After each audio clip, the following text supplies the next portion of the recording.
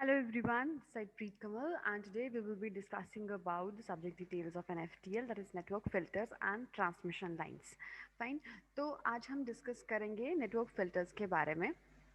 जैसे कि हमने लास्ट लेक्चर में डिस्कस किया था अबाउट द सिमेट्रिकल नेटवर्क्स कि सिमेट्रिकल नेटवर्क्स क्या होते हैं, किस तरह से वर्क करते हैं and what are its basic functions और करेक्टरिस्टिक इम्पिडेंस क्या है, प्रोपिगेशन कांस्टेंट क्या है। हमारे डिफरेंट डिफरेंट सेक्शंस हैं जिनके अंदर हम लोग वर्क करते हैं।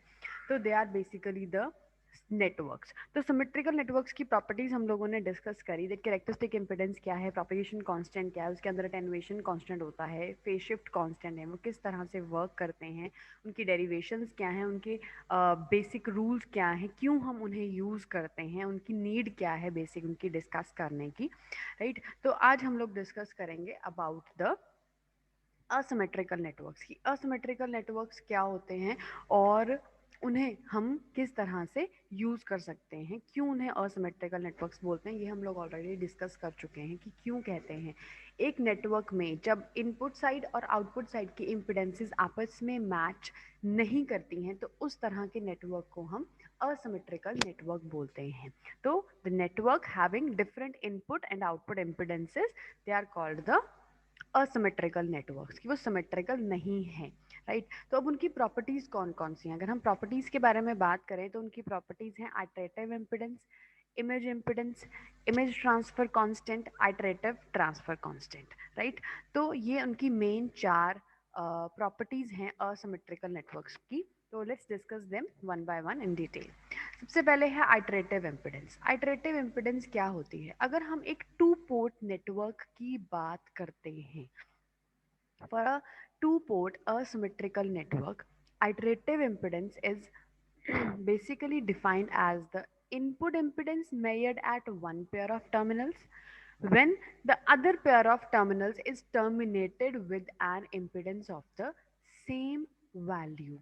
तो iterative impedance जो है उसे हम क्या बोलते हैं, iterative impedance क्या होती है कि अगर हम एक simple two port asymmetrical network के बारे में बात कर रहे हैं तो आइटरेटिव इम्पिडेंस को कैसे हम डिफाइन करेंगे कि इनपुट इम्पिडेंस मेयर करनी है at one pair of terminals, एक पेयर ऑफ टर्मिनल्स पे, एक पेयर है इनपुट साइड पे, एक पेयर ऑफ टर्मिनल्स है आउटपुट साइड पे। वन पेयर ऑफ टर्मिनल्स यानी कि इनपुट साइड पे अगर हम इम्पिडेंस मेयर करना चाहते हैं तो उसको कब मेयर करना है, when the other pair of the terminals is terminated with an impedance of the same value। जिस साइड से हम इम्पिडेंस मेयर करना चाहते हैं दूसरी साइड को, जो इम्पिडेंस हम इनपुट साइड पे मेयर करना चाहते हैं दूसरी साइड को उसी सेम इम्पिडेंस से अगर आपने टर्मिनेट किया है तो उसे हम बोलते हैं iterative impedance। That means it may be defined as the impedance which will terminate the other terminals in such a way that the impedance measured at the first pair of terminals is equal to the terminating impedance। Means अगर दोनों sides की impedance same है तो उसे हम क्या बोलते हैं, आइटरेटिव इम्पिडेंस। असमेट्रिकल नेटवर्क के अंदर asymmetrical network means input side पे इम्पिडेंस डिफरेंट है, आउटपुट साइड पे जो इम्पिडेंस है वो डिफरेंट है। कौन सी इम्पिडेंस, जो हम लोग उसमें कनेक्ट करते हैं बेसिकली। ठीक है। तो जैसे हमने एक टी टाइप नेटवर्क बनाया, यहाँ पे हम लगा रहे हैं फॉर एग्जांपल Z1। राइट। फिर यहाँ पे जो टी टाइप नेटवर्क है उसकी जो दूसरी साइड है वहाँ पे हमने लगा दिया for example Z2 and then after जो ये हमारी शंट इम्पिडेंस है उसके अंदर फॉर एग्जांपल हम लोगों ने लगा दिया Z3। राइट। तो दैट मीन्स कि इम्पिडेंस 1 Z1 और impedance 2 Z2 they are different. तो दैट मीन्स ये जो नेटवर्क है एक असिमेट्रिकल नेटवर्क है। अब मैं यहाँ से इम्पिडेंस कैलकुलेट करना चाहती हूँ, फॉर एग्जाम्पल मैं Z0 यहाँ से कैलकुलेट करना चाहती हूँ। तो इस साइड पे अगर उसे इस सर्किट को इसी सेम इम्पिडेंस से टर्मिनेट किया जाएगा यानी कि Z0 इधर लगाया जाएगा, तो चाहे इधर से देखो चाहे इधर से देखो ये जो इम्पिडेंसेस हैं अगर ये दोनों इम्पिडेंसेस सेम हैं, दिस एंड दिस इम्पिडेंस जो हम इधर कैलकुलेट करना चाहते हैं, if these two impedances are same that means this is iterative impedance of the asymmetrical network। So here it is written as the impedance which will terminate the other terminals, दूसरे terminal को जो terminate करेगी, in such a way, किस तरह से, that the impedance measured at the first pair of terminals is equal to the terminating impedance. ऐसी impedance कि that will be equal to ये वाली impedance, the impedance measured at the first pair, ये first pair of terminals हैं input side के, ये second pair of terminals हैं output side पे. तो impedance measure at the first pair of terminals, यहाँ पे जो इम्पिडेंस मेजर की जा रही है is equal to the terminating impedance, जिसके साथ इस नेटवर्क को टर्मिनेट किया गया है. देखिए, इलेक्ट्रिकल सर्किट और इलेक्ट्रिकल नेटवर्क में एक छोटा सा डिफरेंस होता है कि जब हम इलेक्ट्रिकल सर्किट की बात करते हैं तो यहाँ पे हमने फॉर एग्जांपल कोई सिग्नल लगाया, यहाँ पे हमने कुछ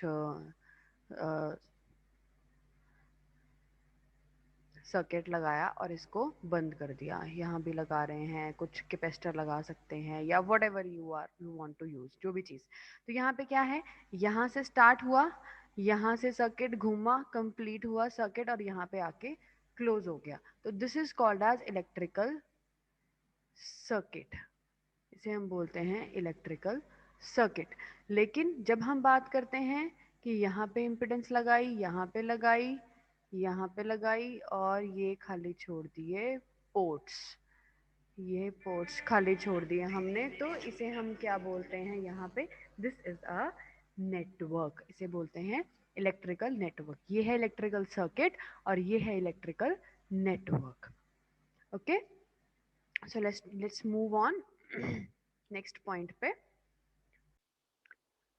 Then is iterative impedance are different for the two pair of terminals. So each asymmetrical network has two iterative termed as ZT1 and ZT2. दो तरह की iterative impedances जो हैं वो होती हैं.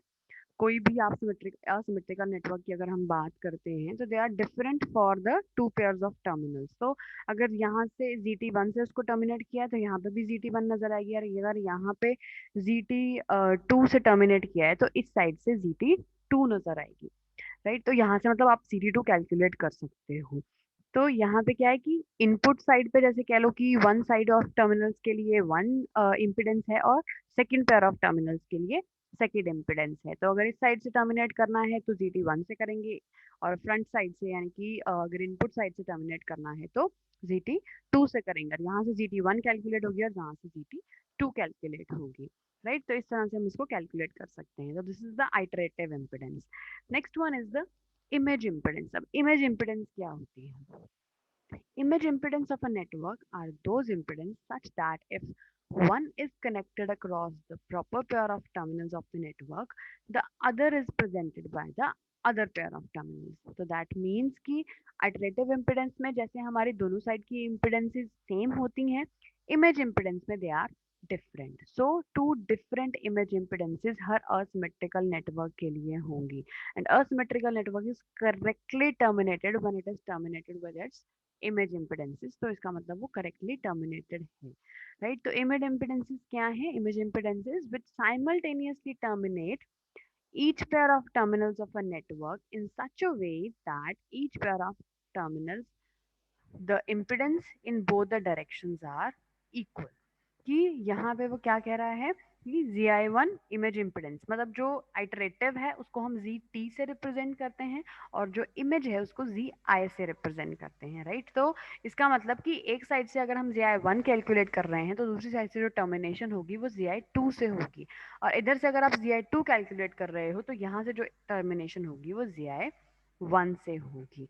तो each pair of terminals the impedance in both the directions are equal. अगर हम पेयर की बात करें तो यहाँ पे हमेशा ZI1 ही रहेगा इस केस में, और यहाँ पे हमेशा ZI2 ही रहेगा, चाहे आप टर्मिनेट कर रहे हो चाहे आप मेजर कर रहे हो. इधर भी चाहे आप टर्मिनेट कर रहे हो चाहे आप मेजर कर रहे हो, इमेज इम्पिडेंस के केस में ये इम्पिडेंसेस हमेशा पेयर के लिए सेम रहेंगी. मतलब इनपुट पेयर के लिए ये चीज सेम रहेगी, आउटपुट पेयर के लिए ये चीज सेम रहेगी, दे विल नॉट चेंज.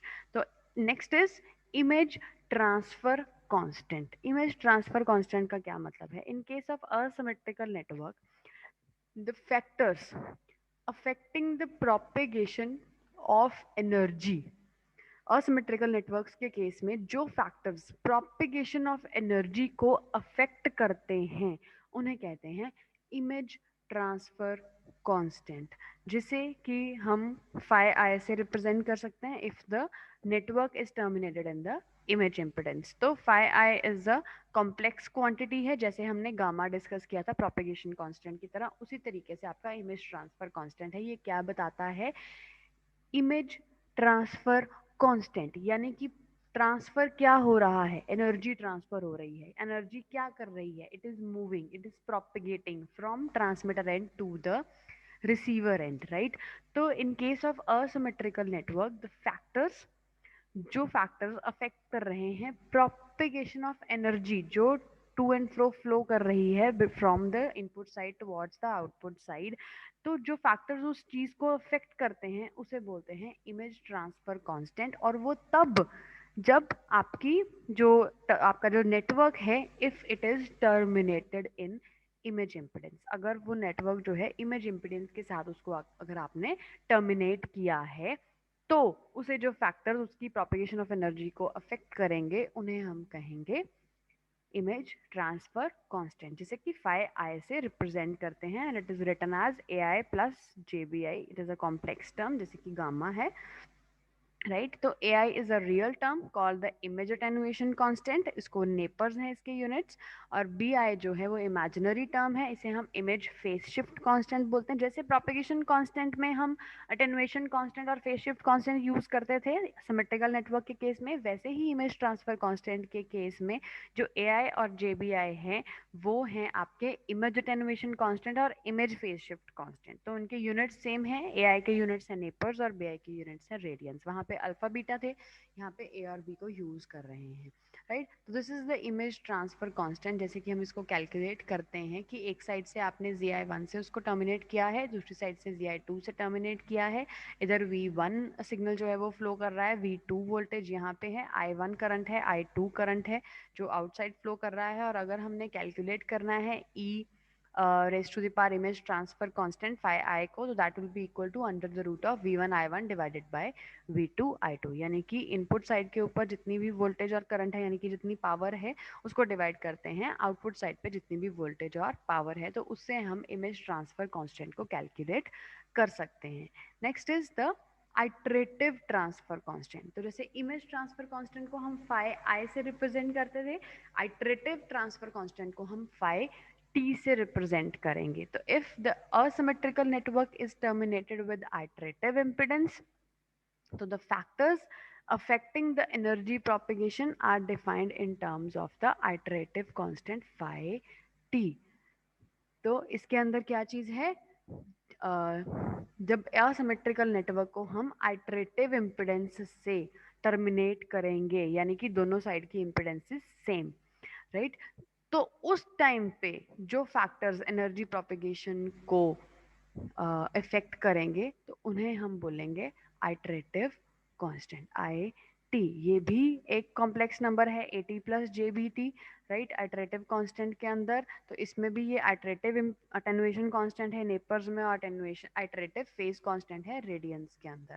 तो इसे हम कैसे लिखेंगे? जैसे हमने उसमें देखा इमेज ट्रांसफर कांस्टेंट के अंदर एक साइड पे ZI1 लगाया है, दूसरी साइड पे ZI2 लगाया है, लेकिन आइटरेटिव के अंदर दोनों इम्पिडेंसेस सेम होती हैं, तो इसलिए एक साइड पे ZT1 है और दूसरी साइड पे भी उसको ZT1 से ही टर्मिनेट किया गया है। और यहाँ पे जो V1 by V2 है that is equal to I1 by I2। This is the iterative transfer constant, जिसको फाई टी, फाई के पैर में टी, यहाँ पे साथ में टी लिखा है, it should be like a subscript, right. Phi in उसके पैर में टी, या उसको सबस्क्रिप्ट टी बोल सकते हैं, राइट। तो उस तरह से हमने इसको मेंशन करना है।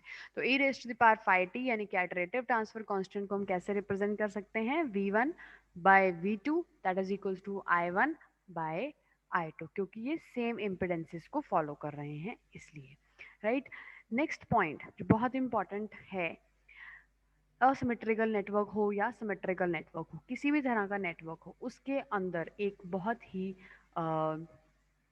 इम्पॉर्टेंट चीज़ जो इम्पोर्टेंट पॉइंट है नोट करने वाला कि कोई भी सर्किट, कोई भी नेटवर्क जब भी वर्क करता है, उसके अंदर जब भी हम कोई भी सिग्नल को या कोई भी इम्पिडेंस को इंसर्ट करते हैं, तो उस वजह से उसके अंदर कुछ लॉसेस होते ही होते हैं हर एक सर्किट के अंदर। तो that are basically called as the insertion loss. तो insertion loss of a network, उसको हम कैसे डिफाइन करते हैं? It is defined as the number of nepers or decibels by which the signal power is reduced by insertion।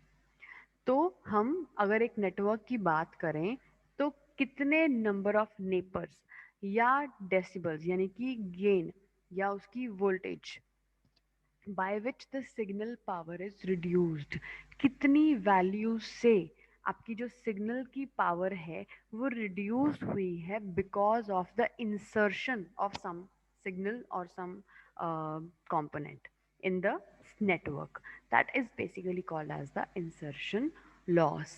कितना कितना उसका power level जो है वो रिड्यूस हुआ है सिग्नल का। तो जब भी एक पैसिव नेटवर्क इंसर्ट किया जाता है between an energy source and the load, it generally produces a loss in the received power. Energy source means voltage source, current source जो भी आपने लगाया है।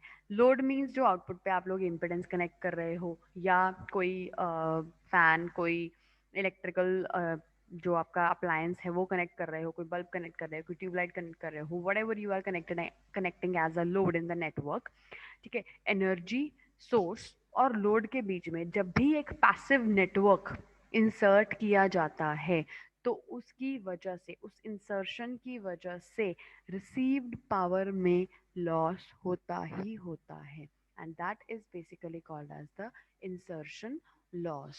राइट, तो यहाँ पे वो क्या बोल रहा है कि insertion of a passive network introduces reduction in the output voltage and current, उसके बीच में रिडक्शन होगी ही होगी, and this reduction is basically termed as insertion loss, और उसको हम नेपर्स में या डेसिबल्स में मेजर कर सकते हैं। और ये जो इंसर्शन लॉस है, not only depend upon the network but also depends upon the source and the load impedance. तो सोर्स साइड पे जो इम्पिडेंस है और लोड साइड पे जो इम्पिडेंस है, वो सिर्फ नेटवर्क पे डिपेंड नहीं कर रहा है कि इंसर्शन लॉस कितना होगा, बल्कि सोर्स और लोड साइड की इम्पिडेंसेस से भी हमें पता चलेगा कि कितना लॉस जो है वो उस नेटवर्क के अंदर हो रहा है।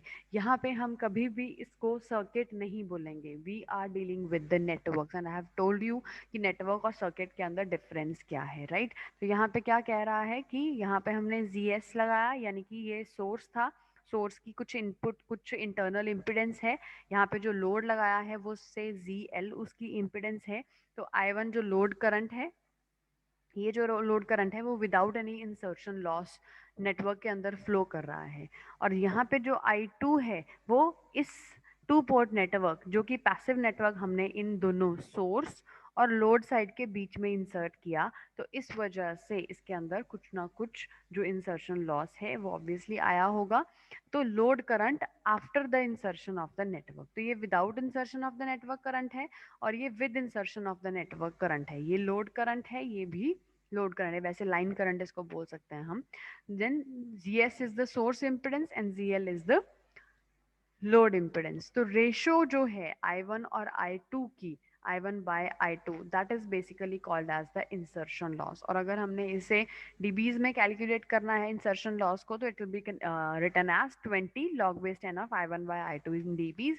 और अगर नेपर्स में करना है तो natural log of I1 by I2, that will be connected contained as a insertion loss. तो ये बेसिकली किस पे डिपेंड करता है इंसर्शन लॉस? अटेनुएशन कांस्टेंट कितना है, फेज शिफ्ट कांस्टेंट कितना है, इम्पिडेंस मैचिंग कैसी है सोर्स और लोड के बीच में, input impedance of the network और सोर्स इम्पिडेंस के बीच में, output impedance of the network और लोड इम्पिडेंस के बीच में। तो इन सब के बीच में क्या रिलेशनशिप है आपस में, इम्पिडेंस मैचिंग कैसी है, और अटेनुएशन कांस्टेंट कैसा है, क्या है, कितनी उसकी वैल्यू है, फेज शिफ्ट कांस्टेंट की कितनी वैल्यू है, इन सब चीज़ों पे इंसर्शन लॉस जो है वो डिपेंड करता है, क्योंकि इन्हीं सब चीज़ों से डिसाइड होगा कि कितना करंट फ्लो करेगा I1 में और I2 में। तो इन दोनों की जो भी रेशो होगी, उसका अगर हम 20 लॉग ऑफ करते हैं तो हम डेसिबल्स के अंदर वैल्यू कैलकुलेट कर सकते हैं कि पैसिव नेटवर्क को सोर्स और लोड के बीच में इंसर्ट करके हमारे सिग्नल में कितना लॉस आया। Right, So I wish it is all clear to you. If still there will be any doubt, we will be taking them in the live sessions. Till then, take care and bye bye.